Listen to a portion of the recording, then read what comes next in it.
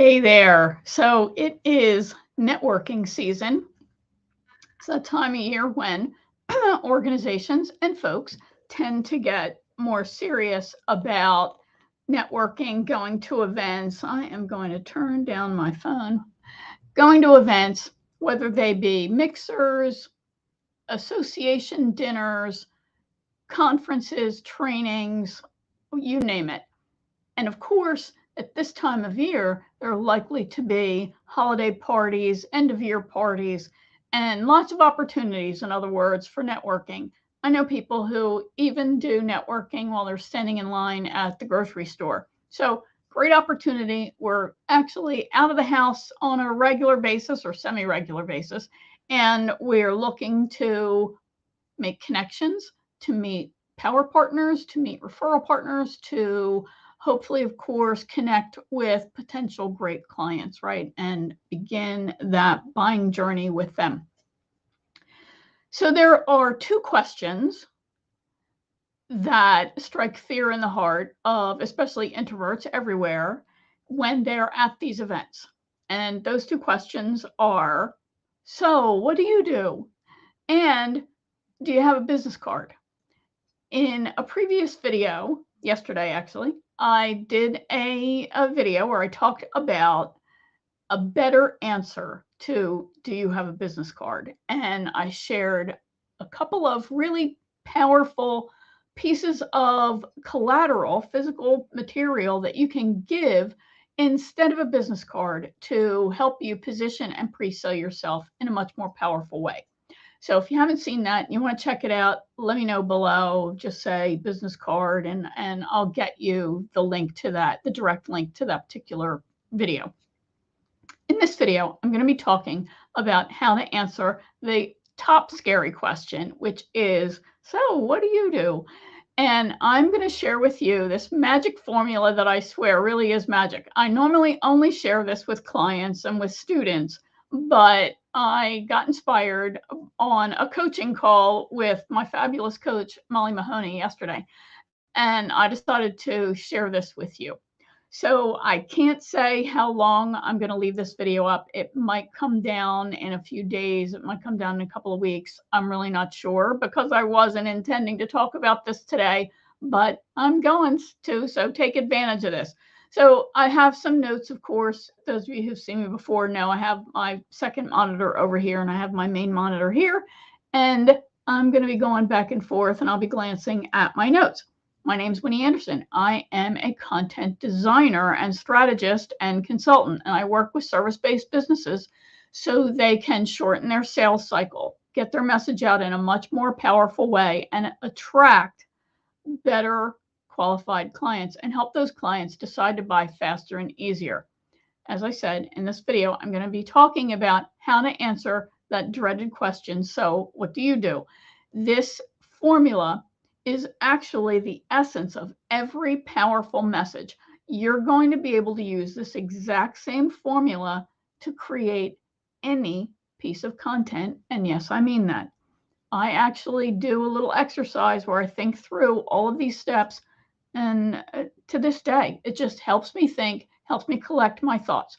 So I swear you'll be able to use this in anything. You'll be able to recognize it when it's being used in great messages. And the absolute best part is you'll be able to create an attention-getting introduction that is incredibly compelling. It works for everyone I've ever taught how to use this. And I've had people go to events and leave with what they have described as a fistful of business cards from people who want to talk to them. So I'm telling you, take notes because this is really great. Everybody I teach this to go, really? I swear. So let me grab my notes and let's go ahead and dive in. Of course, I'm using the fabulous StreamYard app. So if you come in and you're watching me live, be sure to click that link. And that allows me just to see your picture on Facebook and your name, right? It doesn't see your profile, just your name and your picture. That's it. And when the video is over, it's gone. It will still show up, but I don't remain connected to you. So don't be creeped out by it at all. Okay. So we're going to be talking about, as I said, how to answer the dreaded question, so what do you do? The mistakes people make. Let's talk about them first. The mistakes that people make when they're responding to this question. First of all, and you've heard this, you've done it. You answer with your title. I'm an accountant. I'm a lawyer. I'm a banker. I'm a business consultant. I'm a cyber consultant. So you just give that expert title. Now, the problem with that, there's multi levels to the problem with that. One is I didn't ask you what you call yourself. I ask you what you do, right? And when you just share your expert title, that person is going to define you based on what's in their head, not how you define you. So this is why I discourage people from using their title. There's a place for your title, but it comes near the end. We flip things quite a bit, and by doing this, become much more compelling. Let me talk a little bit more about the problems, and then I'll share this. So another problem with this is that the best positioning, and when I talk about positioning, I'm talking about the real estate you occupy in somebody's head, what they think of when they think of you, right? Are you being positioned clearly in their mind and in the marketplace? So the best positioning is to be first, right? But the chances of you being first for someone, being the first accountant, being the first lawyer, being the first dental office, or the first martial arts studio or gym or whatever, is probably nil. Even if they've never met the owner of that business in their town, you're still not the first person who has that job, who does that work. So you get muddled in their mind. Everybody's brain is like a giant filing cabinet with multiple drawers, and in every drawer is a hanging folder with a manila folder inside it. The hanging folder is the label, and then an individual file folder is for the experts that they know. You're not going to be that first folder in there. And the key then is to be so unique that your folder stands out, that it has a color or whatever it is, you're memorable in their mind. So by using this magic formula that I work with my clients on, I promise you it will change how you communicate, and it will make you much more commanding.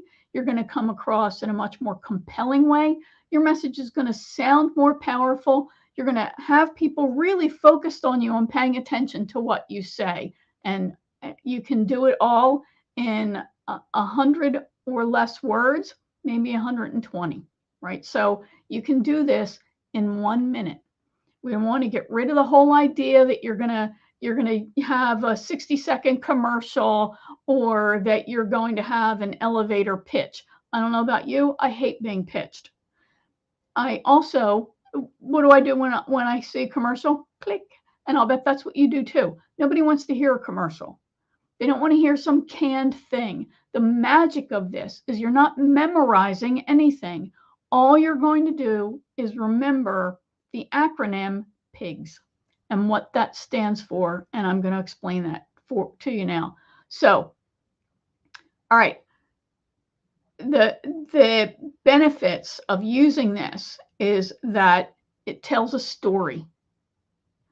You can play around with it. You can vary the things that you emphasize, but it is so compelling that you interrupt somebody's pattern and force them to listen. You grab attention. Most of the time when somebody says, "So what do you do?" they're really only half listening, because they're expecting you to give your expert title. So don't do that. And what you're going to do instead is you're going to tell them this little story, this little narrative, and you're going to use the acronym PIGS. So it really is much more powerful. It interrupts the chatter in their head and forces them to focus. And you may actually see people start nodding their head, and that's when you know you really nailed your pigs elements. So let's go ahead and dive into exactly what these components are. So the P in pigs stands for problem. This might sound silly that, of course I know the problem. They know the problem. Yes, but we need you to communicate it clearly and grab their attention by stating that problem. Remember, they're expecting to hear your title. So you're going to start off with some variation of the problem. It's going to be an actual problem statement. As you see it, I see small business owners struggle with X. That's your statement of the problem as you see it. You could start with a startling statistic, as I say, and that could be, and I'm going to wing this to a degree. Let's say I'm an accountant. Did you know that the average small business owner loses out on X amount of tax deductions? That means they're paying more money than they really deserve to pay. That's both a startling statistic because you had that percentage in there, and then you're making a claim, right? You're stating a claim as you see it. That's attention getting. Remember, I was expecting to hear your title, and you just came out with this problem statement. I got a hair in my eye. That forces me to pay attention, and suddenly I'm drawn in. Next, I also added in there the impact, right? That's the I in pigs, the impact of the problem on the person's life or business, whatever it relates to. And often it's the same thing, because if somebody's paying too much money in taxes, then they have less money to invest in their business or to compensate themselves or to share with their employees, or to use in savings and plan for their future, take care of their family. So you see how that just rolled right in there, and you didn't even realize it when I said that, right? So that was the P and the I in just a sentence or two, very short and very tight. Again, it gets their attention and draws them in. And I've had people tell me that when they do their pig statement, they actually see people nodding in front of them. So the next letter is G, and that stands for general solution. The general solution in this formula would be the kind of thing that my neck hurts. The kind of thing that everybody recommends that somebody do, right? So the general solution in our example of the accountant and the small business taxes could be that maybe he says, so everyone has, they know to use a bookkeeper, but what they really need is, right, and that's a lead into your specific solution, which is the second S. It could be that, so what most business owners do is they try and do their own taxes, or whatever is you have identified as the general solution for the segment that you're trying to reach. If you know your folks are likely to have a bookkeeper, but they're not hiring a CPA, they're not working with an accounting firm, and they're doing their own taxes or something like that, then you can leverage that. So that's the beauty here, is that you figure out what your audience wants to hear, and you can customize it. I once went to an event where it was put on by the local bar association in conjunction with another business group, Chamber of Commerce, I think. So now I knew that a large segment of that audience was going to be law firms and attorneys. So I knew that my chances of talking to a lawyer were, probably higher than 50%. And then there would be some other business owners around. And of course, people wear tags, right? So you can glance at their name tag and you know where they are. Hopefully they've listed that. So you can customize this for all the people that you're talking to. So that's the general solution. Then you go into the specific solution, which is your solution statement. I work with small business owners who have up to 100 employees, and I work with them to save money on their taxes so they have more money to invest in their business. They have more money to invest in their savings. They increase the revenue that their take-home pay, right? I want to know that. I want to hear more, right? I want to learn about that. So that is the kind of thing that it's just so engrossing. And now the person fully understands what you do. And that you said that in 100 to 120 words. They now know they either need to learn more because they're interested, or they know somebody who they can refer you to. I've had clients who have gone to events armed with their PIG statement, and they've had both.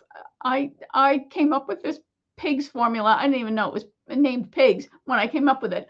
Came up with this formula way back when I was doing some freelance work as a career counselor, when I first went out on my own and I had left my HR career. And I coached this person, took her with me to a Chamber of Commerce meeting, and just kind of listened while she went around introducing herself to people. She left, and she was looking for a job. So she went and talked about the problem that she solved, that her position would solve. She talked about the impact of a bad hire. She talked about the general solution, her specific solution, the skills she had and the value she brought. She left with a stack of people who said, call me tomorrow so we can schedule an interview. She got a job. The rest is history. I have had clients in my role, now, and they have told me that here's the best part. My clients are mostly introverts. This person went to an event, said his PIG statement. The first person he spoke to, he delivered that statement so clearly and it was so compelling. She said, I know exactly who you need to talk to. And she took him around, introduced him to the key people in the room. She was able to repeat his PIG statement for him. He never had to introduce himself. And he left with a stack of business cards, people who said, call me, we need to talk. Isn't that really what you want to do? You want to have a powerful, compelling message. And if your marketing is not working, if you're having sales conversations and those people aren't saying yes, it's because of your message.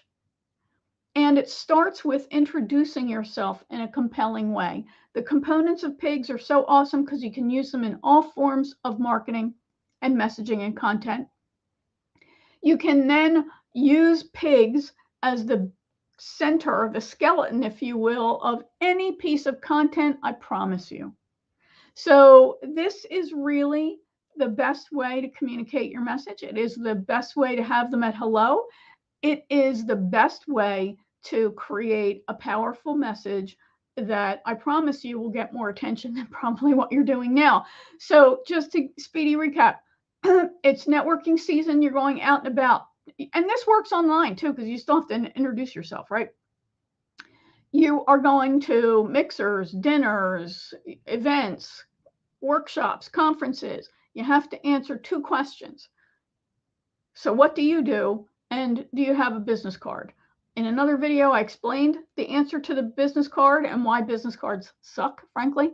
And then in this video, I shared with you the secret formula for creating a powerful message that compels people to pay attention to you, draws them in, and gets them to either want to learn more or say, I know who you need to meet, and they can connect you to the right people. It's by saying in one little paragraph, the problem, the impact, the general solution, and your specific solution. That's it. It's that simple. So I hope that's been helpful. If you want to learn more, if you want the business card video, say business card, and I'll be happy to share the direct link to that. If you want to know more about how to create a powerful message, how you can use PIGS as the foundation of all of your content, all of your marketing messages, just drop me a note. I'll be happy to talk with you about how I work with people to nail their message, to position and pre-sell themselves so their messages are much more compelling and they work with great clients. They earn money easier, right? And they help their people in the best way possible. All right, hope that was helpful. Look forward to talking to you. Catch up with you in another video soon. Bye for now.